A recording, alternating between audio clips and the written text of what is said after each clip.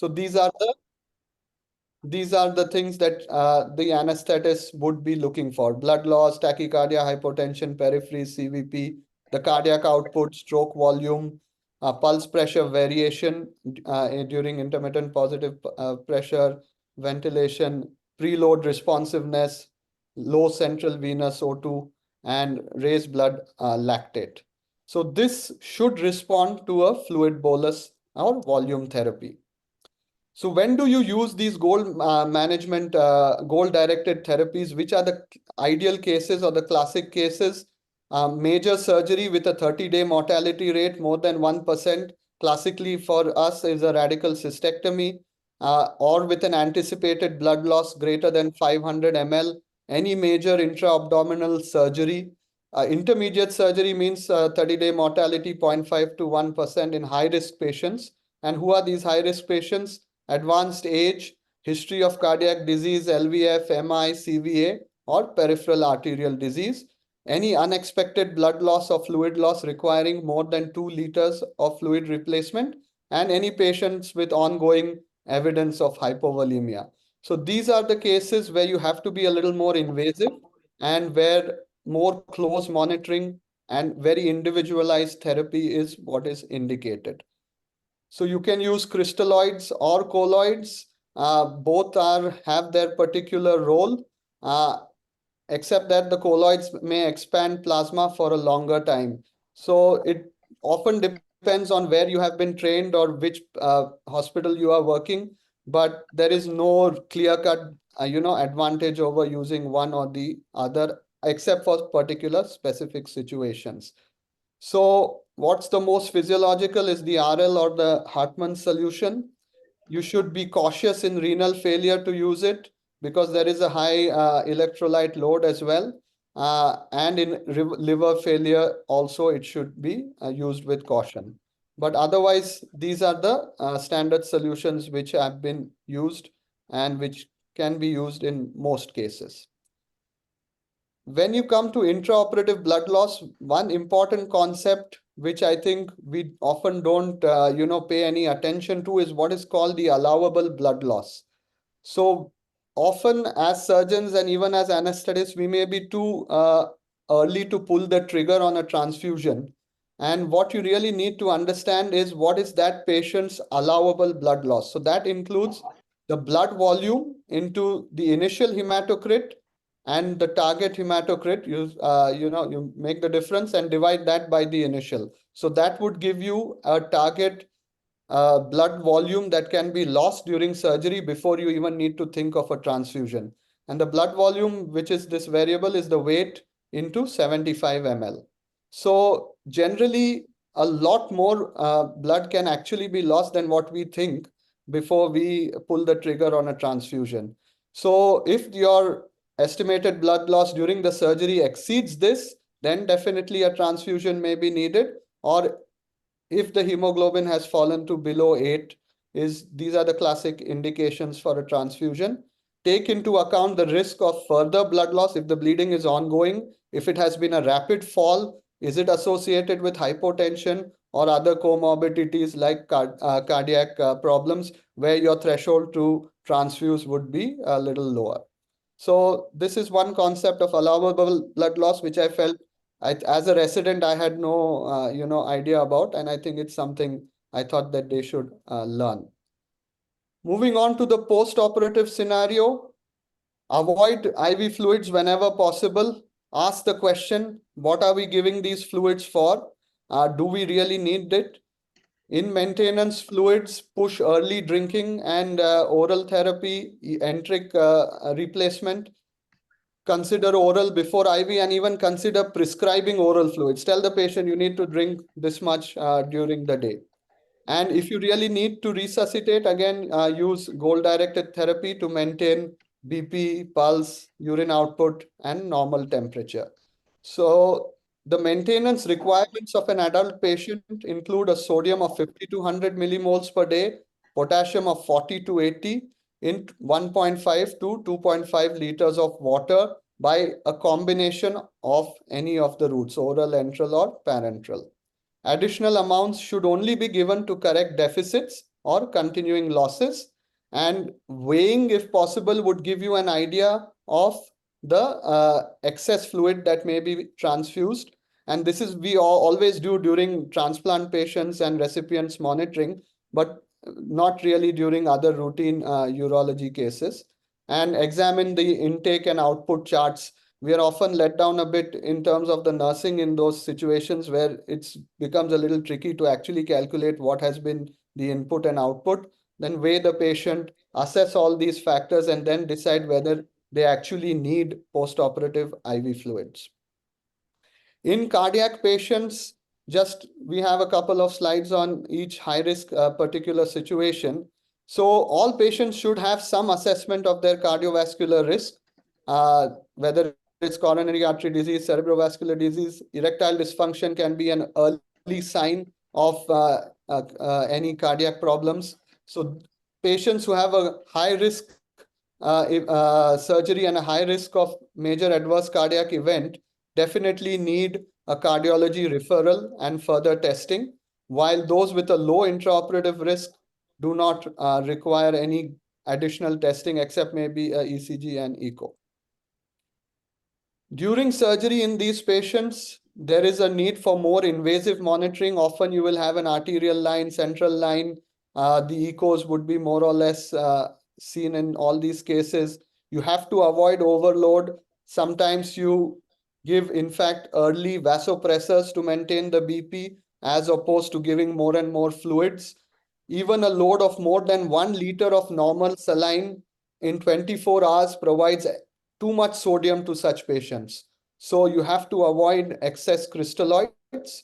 And as we discussed, there may be a lower threshold for transfusion in these cardiac patients. So these are the different lines and how they help us during the surgery to monitor different specific outcomes.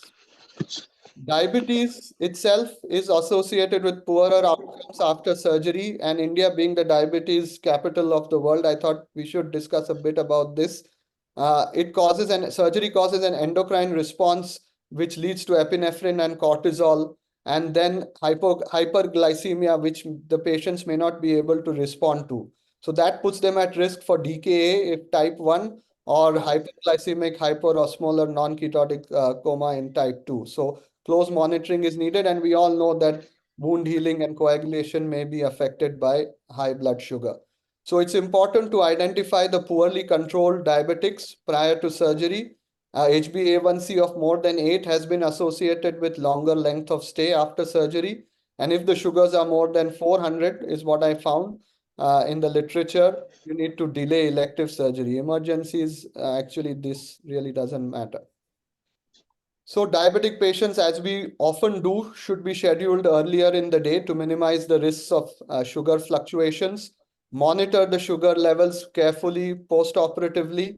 Use insulin scales if needed after surgery. And the best option for these patients with an insulin infusion in the perioperative period is 5% glucose with half normal saline solution and 20 millimoles of potassium. So this would be the most physiological in a diabetic patient to correct their fluid requirements. And again, in kidney disease, we need to be very careful of the exact input and output and monitor with the weight, with the input output charting very closely, and with fluid restriction as is needed.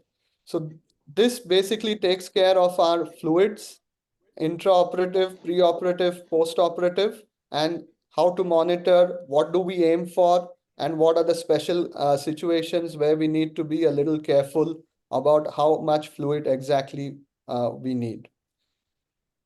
Analgesia is another important component of the enhanced recovery protocols. What is recommended is a multimodal opioid sparing analgesia combined with regional or local. So this is what is recommended.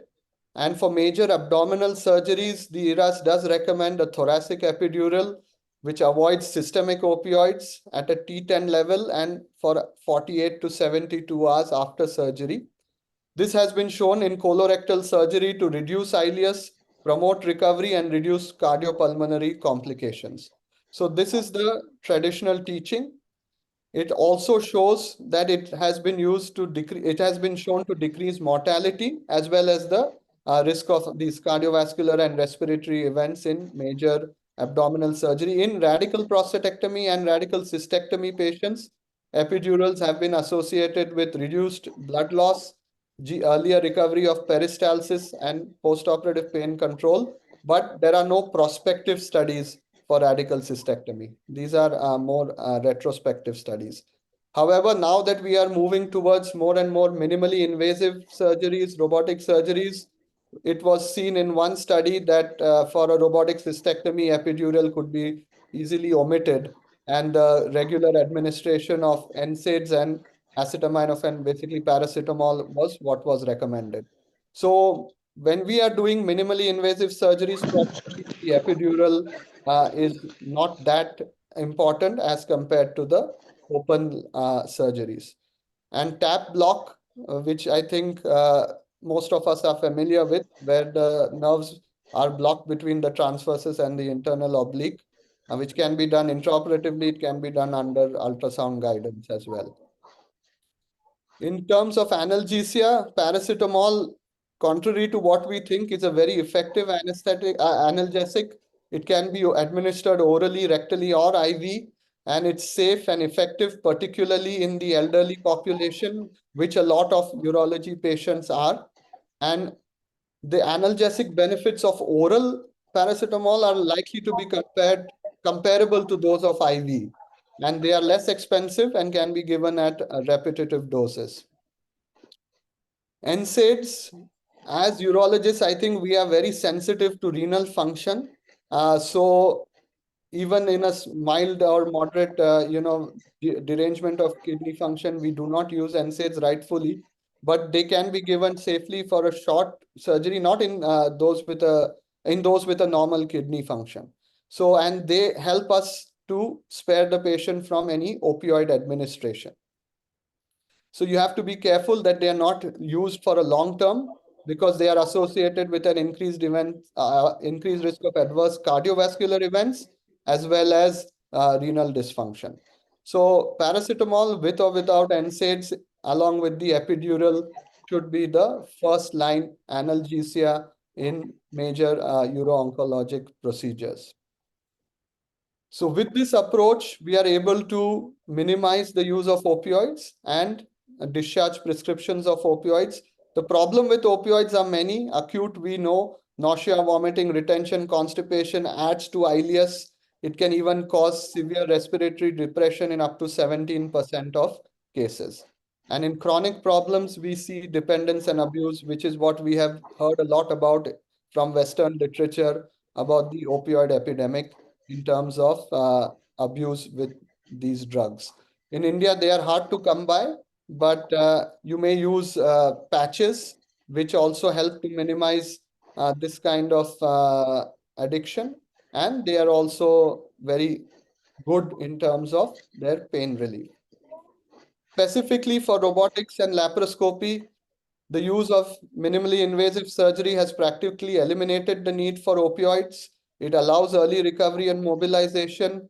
Paracetamol and NSAIDs are generally enough. Evacuate the residual gas before the trocar removal, because that is something that does irritate the peritoneum and cause postoperative pain. And local anesthetic infiltration of the port sites has also been shown to help in postoperative pain relief. So these are the concepts of analgesia after any major uro-oncologic procedure. Specific requirements of robotic surgery.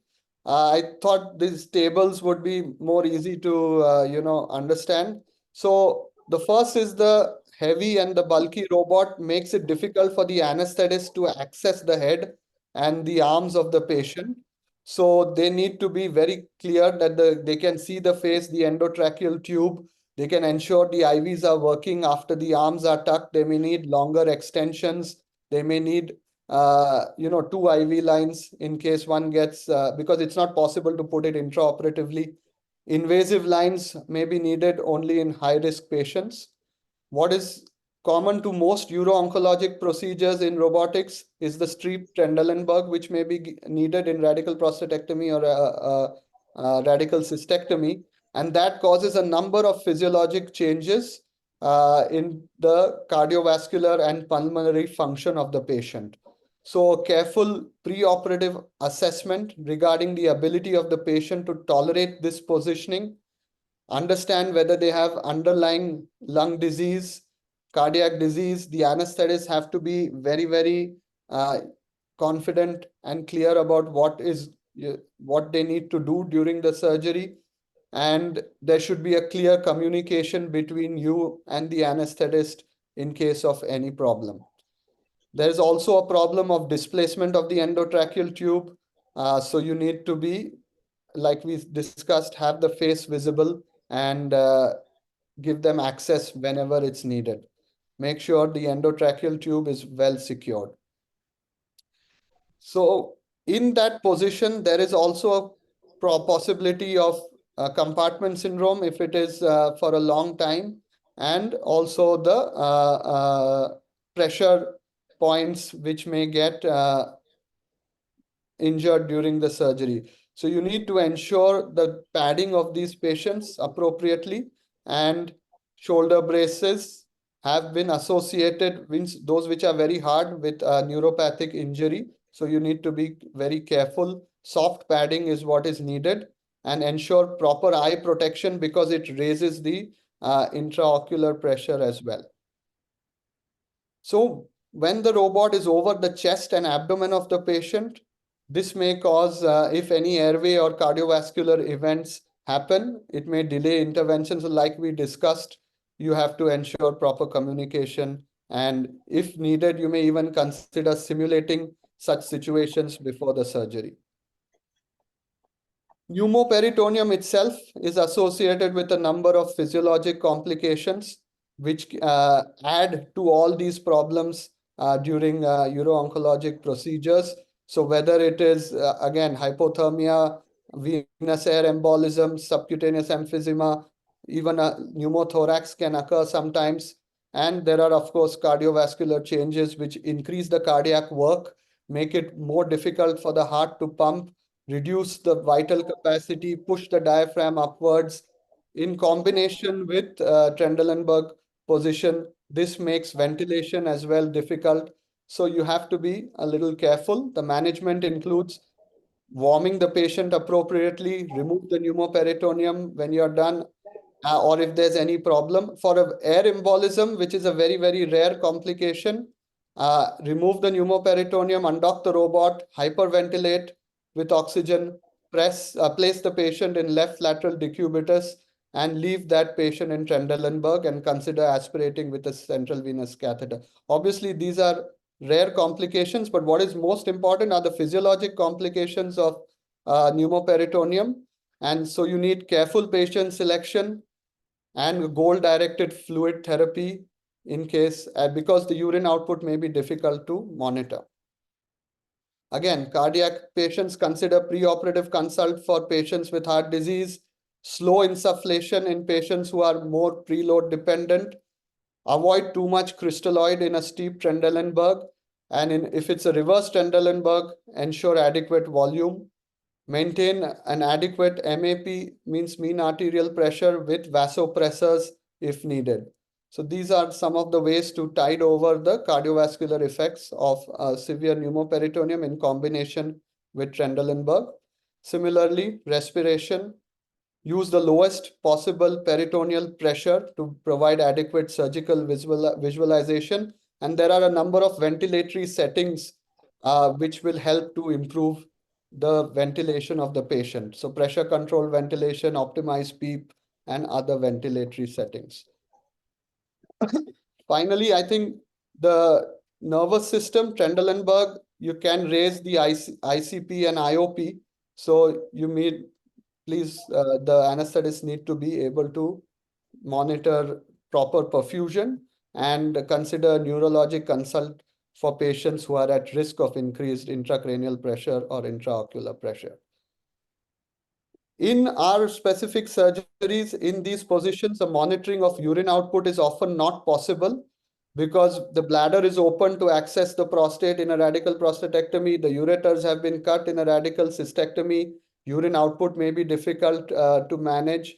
So the anesthetist should be able to understand these physiological as well as surgical alterations caused by the surgery itself, the position, the pneumoperitoneum, and the chest band that we may place to keep the patient in position. So an experienced team of both anesthetists and surgeons is needed with good communication, especially in patients who may be high risk for such procedures. And you need to be in constant communication and be ready to stop in case there is any difficulty. So just to conclude with the principles of ERAS, we've gone through most of these as we went through the talk in the preoperative period.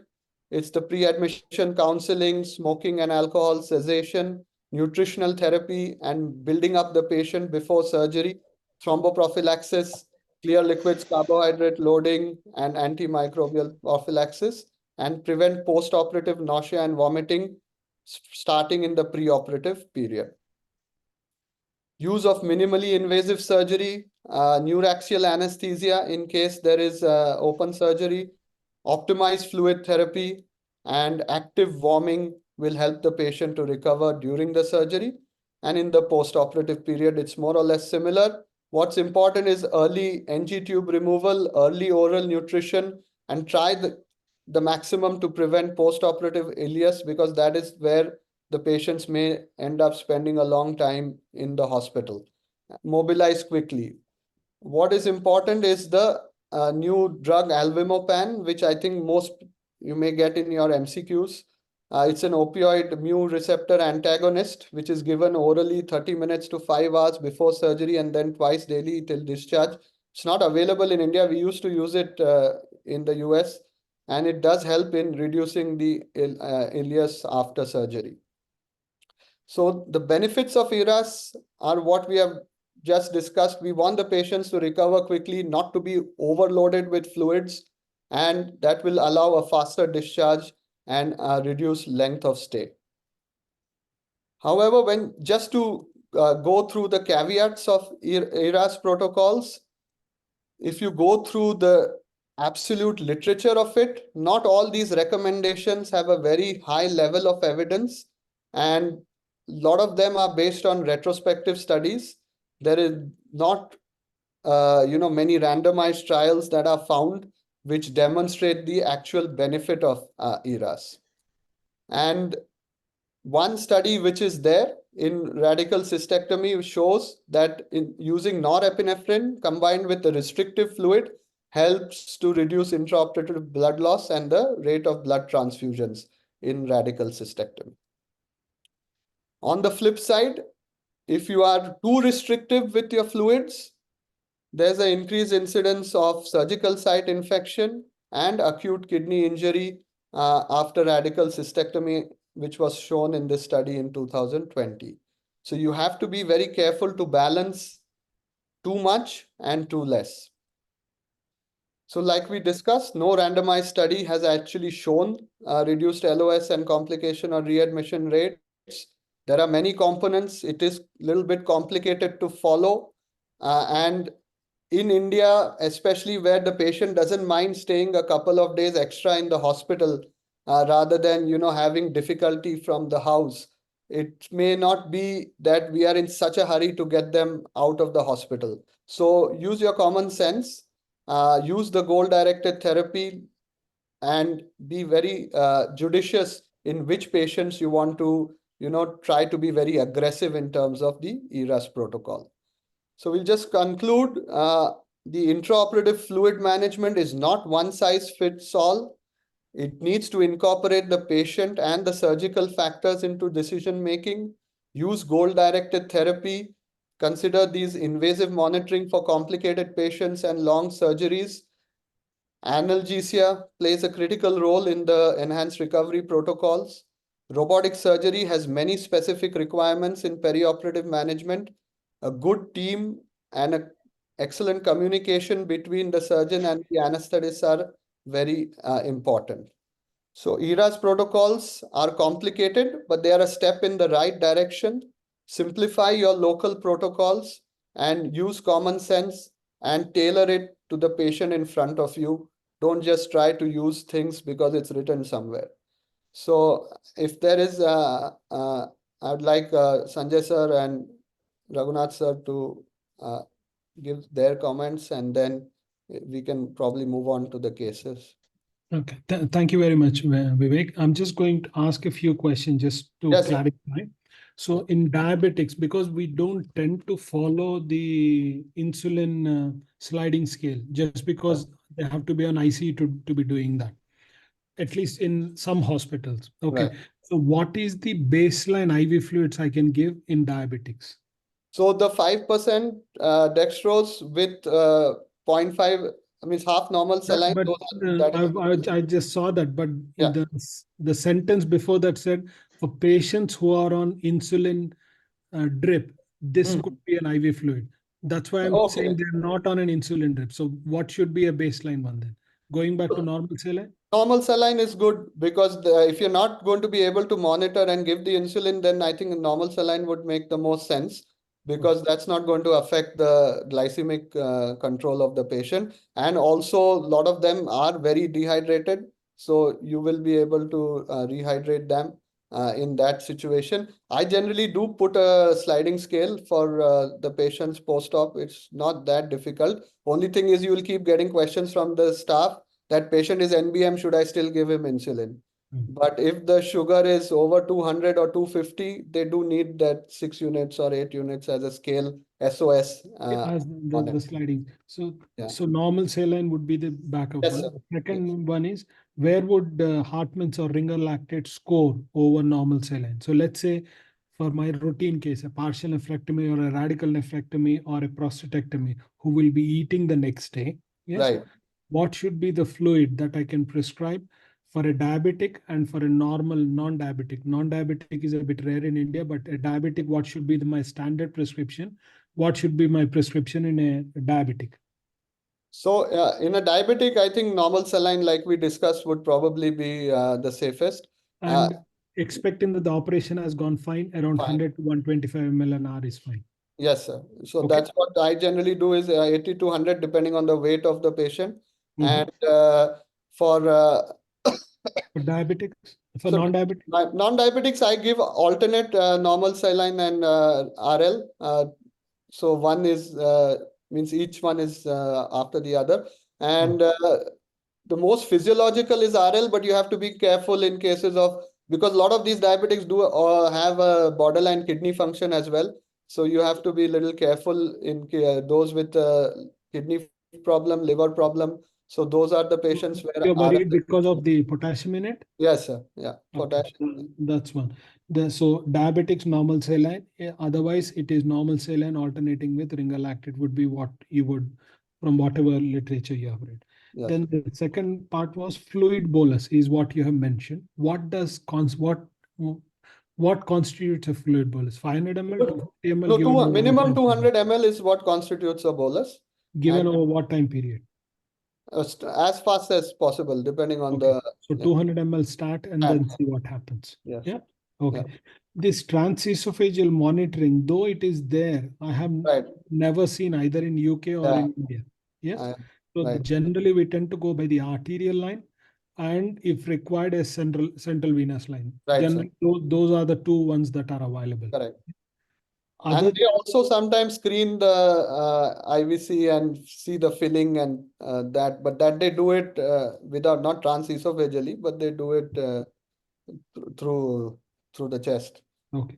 So for pain relief, I just wanted a reconfirmation. You mentioned that the bioavailability of intravenous paracetamol is same as oral paracetamol. The bioavailability is slightly better, but with a higher dose of oral, it becomes more or less equal to the IV. So Okay. you can give even 1 gram of paracetamol orally, and that will, or up to 2 grams. So that will help to reach the same bioavailability as the IV one. But generally, you don't need, especially for our robotic cases, you don't really need a high dose of analgesics. Okay. Then I have, will ask what Shushrit has asked already. Okay, Patient controlled analgesia. right. Is that something that you, and what is given in that? So the patient control analgesia, generally they do give opioids in most of the places. So that's why I try to steer away from that, because for our cases we don't rarely need that, unless it's a big open incision. When you have, if you have put an epidural, then you really wouldn't need a PCA pump as well. But even epidural can be PCA, isn't it? Right. Yeah, I guess so, but I've not seen that. Yeah. In UK, we used to have the epidural, which was PCA. Okay. Yeah. So you could patient, there would be a lockout time, and then there would be the each time whatever goes. Okay. Okay. Epidural is something that I've totally gone away from. I would like to Right. hear from Raghunath. It's just because nowadays patients are immobile only for the first, and epidural is making them immobile in a More sense. immobile. Right. I Yeah. can't make them walk the next day. Right. So Right, sir. I've totally gone off the epidural. I can't remember the last time I had to put an epidural. We do everything else, rectus sheath catheter, even with Right. a continuous pump or rectus sheath infiltration. But Hmm. I have not used. Raghu, what do you say? I don't know if he is there. Okay. So, So and but the what I was asking, this would be for all big major open cases, I guess. yeah, even Yeah. for a major open cystectomy, I've gone away from epidural just because if they are there for 3 days, you can't make them walk. Walk. Right. There's so many things that are attached that you can't literally make them. There were two things that I use very often. I just wanted your opinion on. Sure. Normally we shy away from ketoprofen or any of the NSAIDs, but Right. what about ketoprofen patch? Do they have similar side effects as the normal oral or IV NSAIDs? I presume not as the oral, because you would be bypassing the stomach, so all Yeah. those GI side effects would be not there. But I'm not sure exactly, because I haven't used it in terms of the renal and other side effects, if it was the So same. the theory wise, they say that it should not have the same effect on the renal. But when I Okay. have used it, I gynecologists always use ketoprofen patch. Oh, okay. I don't tend to. The moment the patient was renal function was dripping, I took out the patch. By next day, it was normal. Oh, I wow. did that Okay. in two patients. Okay. And I So, then that just told me that all the cystectomy patients are quite an elderly with right. borderline kidney function. Surely they are not the safe people. Exactly. So Exactly. what Yeah. I do is I put a fentanyl patch. Right. Fentanyl patches. Yeah. Yes. Depending on their weight, either 25 micrograms or a 50 Right. micrograms, and that tends to work like a treat. Right, sir. Right. You I'm do, using buprenorphine yeah, patch. buprenorphine Certainly. is. Did you find the same thing about ketoprofen patch? Do you worry about it, Gunil? Or you don't use it at all? You're muted, Gunil.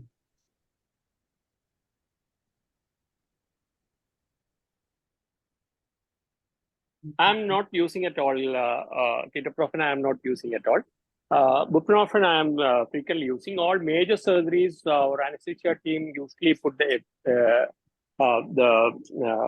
epidural usually, like if there is a major incision. One question I wanted to ask Vivek, Yes, sir. actually when there is an albumin drop, I used the protein is slightly low, especially in major surgeries. I used to give albumin. What is Right. your opinion about? Because my anesthesia team used to say that it is not useful because majority of the there is no strong evidence for that. But clinically, I see It that makes, when there is yes. edema of the tissue, the recovery is slower. What is your opinion Yes, sir. about that? It is used, and but the thing is, it doesn't stay in the vascular system more than 6 to 8 hours. So it needs to be Yeah, uh, repeated. repeated and given over a certain time, at least 2 3 days. But like they said, I guess the evidence is not there, but clinically we do feel that there is a difference when we give it to Especially certain the people. scrotal edema and the Yes, peripheral sir. edema does. There are a couple of questions from Dr. Shafi. The first one, Right. replacement of fluid. Does drain fluid to be considered? The answer is yes. Yeah.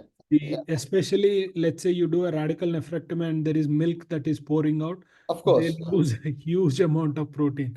So Right. you do need to take that into account. The second one is, does bowel preparation is required for RCIC? Yeah. We have all totally stopped Stop. using bowel preparation for any radical cystectomy, even for neobladders. We have stopped using it. We tend to give them an enema if they're constipated. The most I tend to do is I put them on a liquid diet the day before the surgery. Yes, sir. That's the most I tend to do. Otherwise, normal ileal conduit, they are eating until 6 hours before the surgery. So we have gone away from bowel preparation just because it does dehydrate the patient. Exactly. Yeah. The just Ginil, you said epidural is used. How long do you keep it for? Let's say you do it for a cystectomy. Our maximum days is 5 days according to protocol, but whenever the patient is ambulant and he's pain-free, we use to remove. Okay. I was just saying because we tend to not use it just because we can't move the patient. They will be having a collapse the moment you move them. Okay. Right.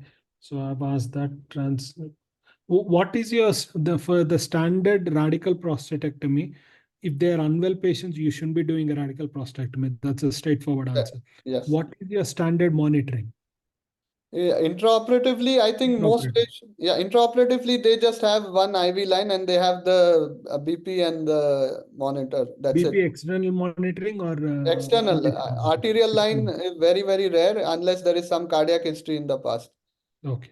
Fine. Yeah. That's what I said. In case if the patient is needing CVP and arterial line, a radical prostatectomy, straightforward answer, I shouldn't be doing radical prostatectomy on Fair enough, sir. Yeah. Yeah. And partial nephrectomy, anything different? Not really. Okay. I didn't come across anything in I'm going to ask Ginil this question. For any IVC thrombus, any additional monitoring you need, Ginil? IVC thrombus, usually the anesthesia team put the transesophageal echo for thrombus monitoring. Then vascular monitoring, usually we put central line for monitoring. Okay. Fine. So because of the time we lost, I can only give you 10 more minutes because we lost the time in that transfers. So you have got your students to torture for only 10 minutes.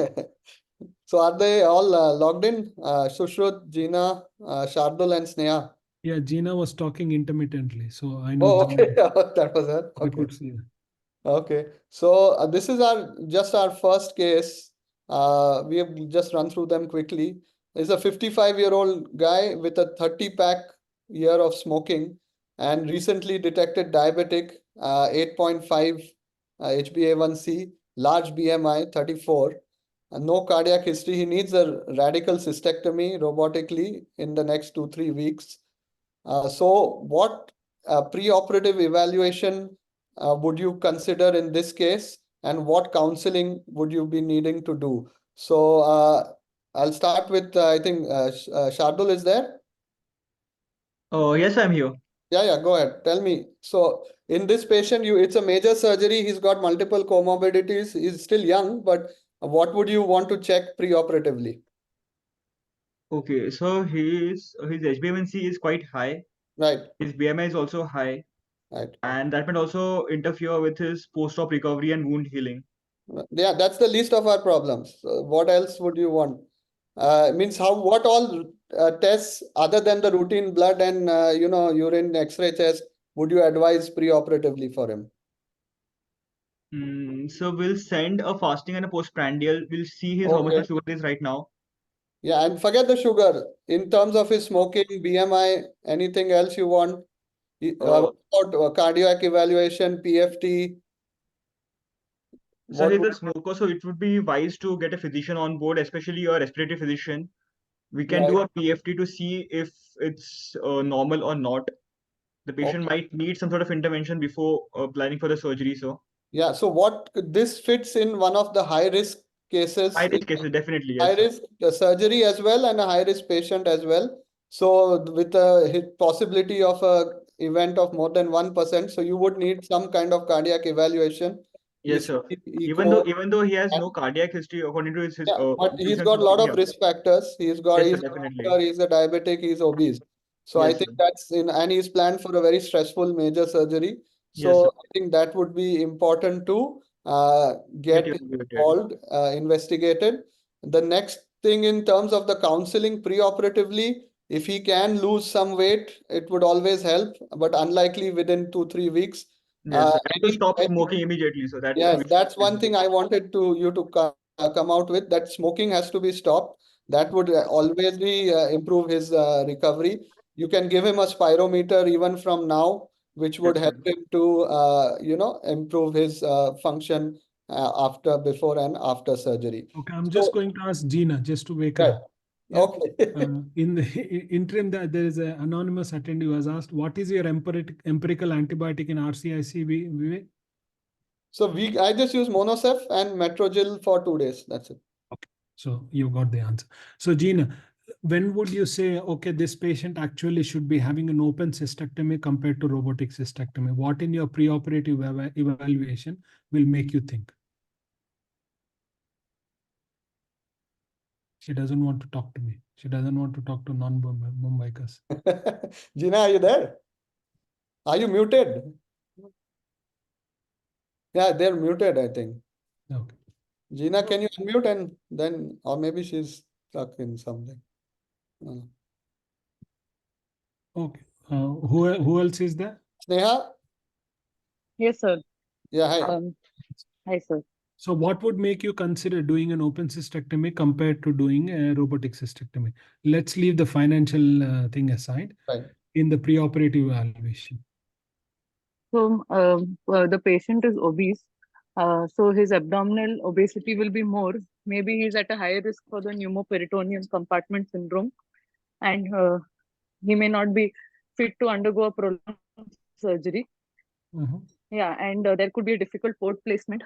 There will be a large momentum excess intra-abdominal fat, which might make it difficult for dissection. So for you, obesity, And, let's leave the get the reasons. No, let's leave the reason. So an obese patient, you would consider doing it more open compared to robotic. Yeah.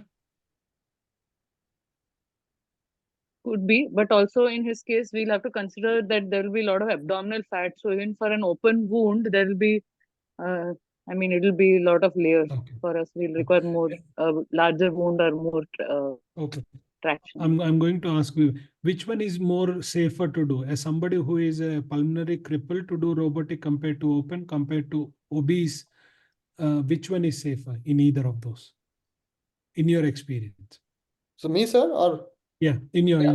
No, sir, for an obese patient, I think open is very difficult actually. So you I would consider prefer doing it to more do robotic. Robotic, and of course, if the pulmonary is a problem, we may be able to do it in spinal epidural in open. So that's where I would err towards open. Yeah. So all the issues of momentum and all those things will be there even in obese. The more obese they are, More difficult. both of them are difficult, but robotic makes it slightly easier. Right. Agreed. Okay. Yeah. Sushrut, so post-op, this guy, I think we've gone through the IV fluids enough. When would you remove the nasogastric tube? Would you put a nasogastric tube? When would you remove it? When would you remove the drain?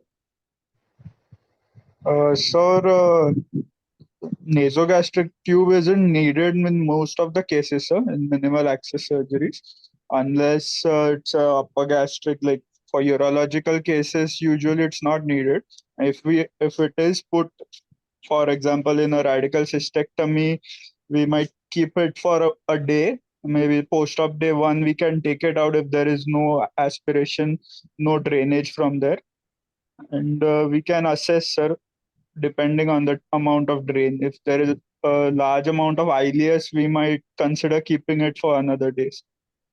So what we do is generally remove it at the end of the case, and that allows actually more fluid to go down, so the more you keep it, the longer also it takes to recover. So unless the patient is actively vomiting or very distended, then only you would consider replacing the NG tube. Okay, And sir. yeah, and liquids, see, when would you start? So usually when the bowel movements, you can hear post-operatively, and usually Wait like 4 or 5 days, wait for the no, anastomosis to heal, no, all sir, these like additional things. it's usually post-op day 2, sir, post-op day 1 to 2, sir. We can start him on clear liquids, and then we can assess his tolerance to it, and then reassess whether we can go forward with a soft diet or. Right. So generally by the second day, you will be able to start some clear liquids, mobilize them, and then we can see as things progress. So you are hoping that by day 4 or 5, they would be ready for discharge. Yes, sir. So this patient is a little more complicated, maybe. Post PTCA 78-year-old with some COPD and a borderline creatinine. Now, I think Dr. Adla's question was already answered kind of in this. Would you do this robotically, or would you consider this for an open?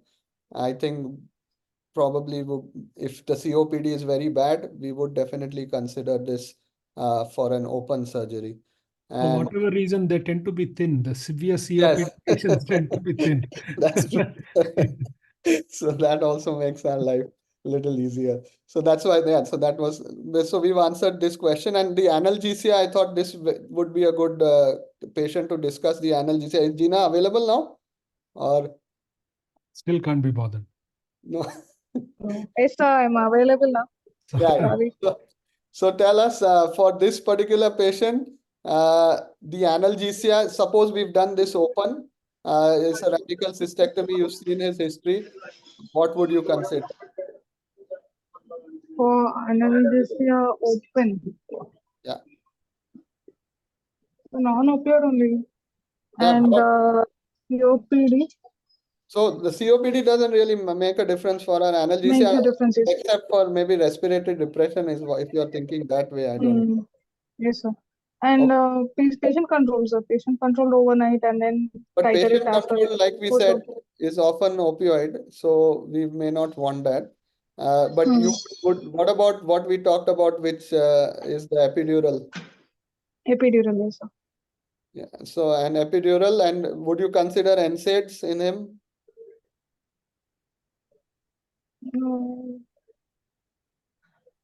For the first few days, no. Creat is also borderline.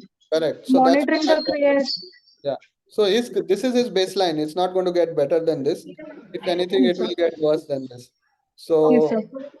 yeah, so we would consider the basically paracetamol and this epidural and something similar tramadol if at all it's very severe or uncontrolled.